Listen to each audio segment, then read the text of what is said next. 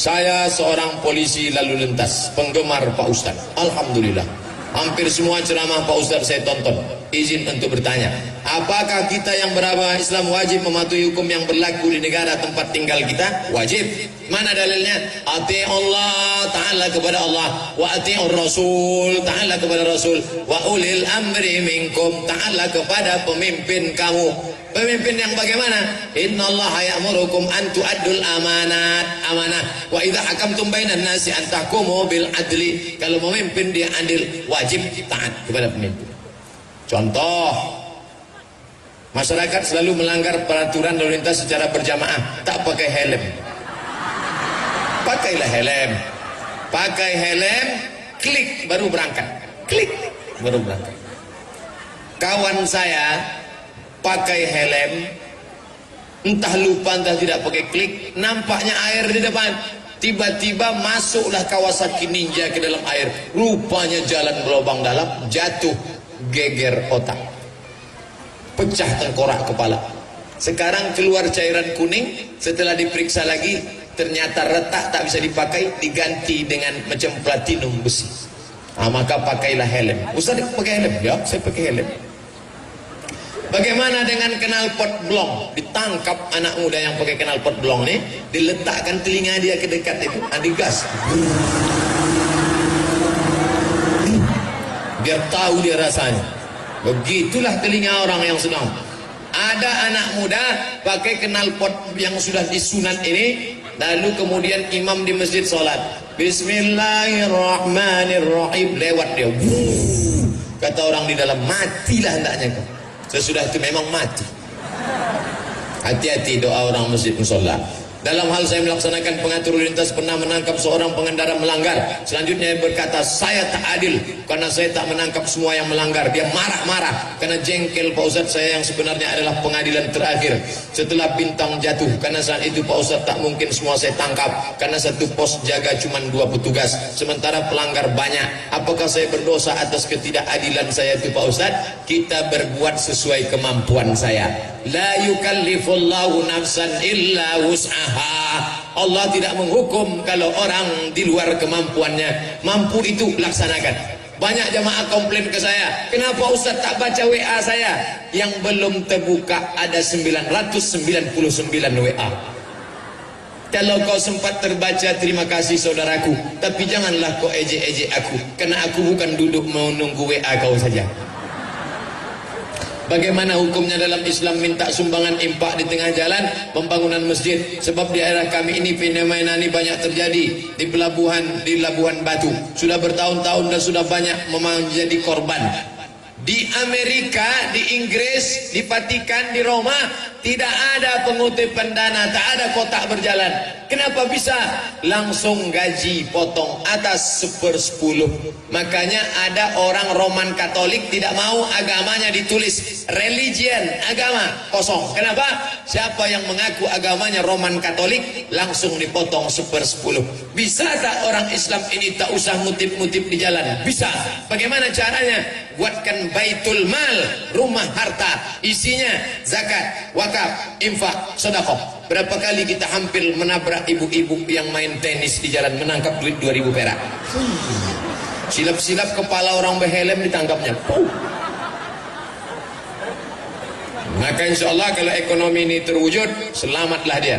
BAS, bayarkan ke BAS, Badan Amil Zakat Daerah Labuhan Batu.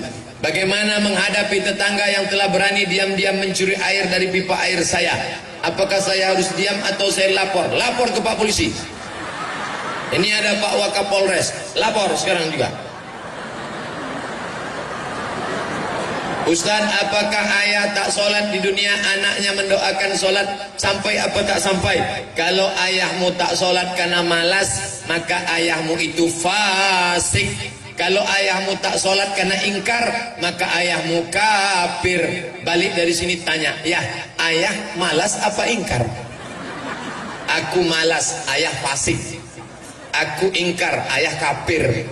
Kalau dia kafir, neraka jahanam tempatnya selamanya. Tapi kalau dia fasik, dia tetap masuk surga, cuman transit di obok-obok dulu.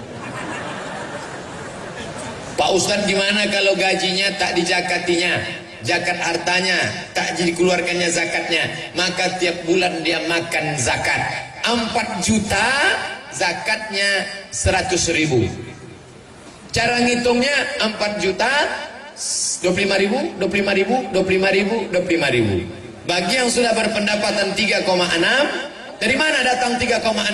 85 gram emas kali 500.000 sama dengan 42.500.000 bagi 12 bulan 3,6. Bulatkan 4 juta, maka sebulan zakatnya 100.000. Saya tidak hitung zakat.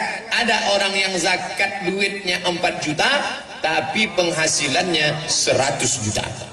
Saya husnuzon, mudah-mudahan Bapak Ibu penghasilannya 100 juta. Amin. Dari bunyi aminnya tak yakin nampak.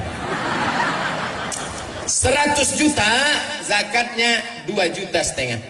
Disimpan, disimpan, disimpan, tak mau dizakatinya. Ingat, Allah Maha tahu.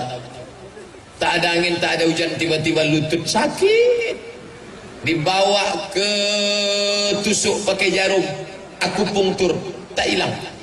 Dibawa yang paling besar paku payung disusukkan, tak juga hilang. Akhirnya datang dokter Cina bawa martil kecil dari Singapura. Ayah, lapuk lah lama pakai. Ternyata lutut dilapuk. Akhirnya gimana nih kok? Gimana nih dokter? Tenanglah, kita ada lutut import dari RRC. Sebelah kanan 40 juta, sebelah kiri 40, ongkos pasang 20, pas 100. Namanya Pak, duit hantu dimakan setan. Bagaimana hukumnya memperlama mandi junub? Tak boleh. Begitu selesai eksekusi langsung mandi. Pertama basuh dengan air suci kemaluan. Setelah itu berwuduk macam wuduk solat. Setelah itu siram dari sebelah kanan bagian bawah dulu, betis, lutut, paha, pinggang, baru atas semua, jadi badan tak terkejut. Stroke di kamar mandi. Kenapa stroke di kamar mandi? Air dingin langsung siram ke kepala, kepala terkejut, darah naik ke otak, mampet di tengah, mati sebelah. Maka siram pelan-pelan dari bawah. Bagi yang tak bisa mandi, tayamum. Sakit, kata dokter, kau jangan mandi. Kalau mandi Pak Dokter, mati. Ambillah tanah, tepuk sekali, tak ada tanah tu bawa kencing kucing, bersih, tepuk sekali, pukulkan ke muka sekali. Habis itu buka, jangan sampai ada penghalang, tepuk sekali, pukulkan sekali, hembus debu 3, 1, 2, 3. Yang ini untuk di bawah, yang ini untuk di dalam, yang ini untuk di atas. 1, 2, 3, 1, 2, 3. Satu tayamum untuk satu solat. Tidak pakai kumur-kumur.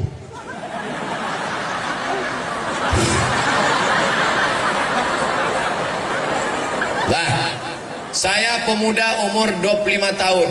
Wow. Mau menikah 3 bulan lagi. Amazing.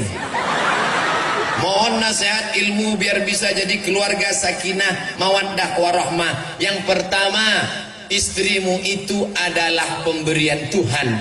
Sekarang banyak orang salah jawab. Pak, iya, itu bini bapak. Iya, gimana jumpa dulu? Entah salah sambung.